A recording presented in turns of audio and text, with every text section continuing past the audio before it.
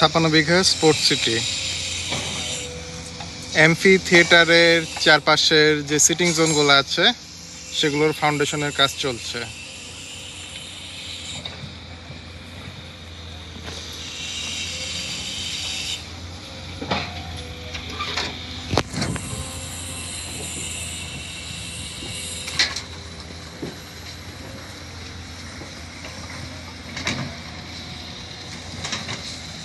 এটাতে ফুটিং এর রড এবং কলামের রড বাইন্ডিং এর কাজ চলছে।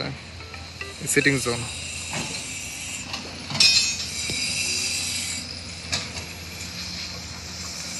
ওই পাশে দেখতে পাচ্ছি শর্ট কলাম কাস্টিং হয়ে ওরা ব্যাকফিলিংও করে ফেলেছে।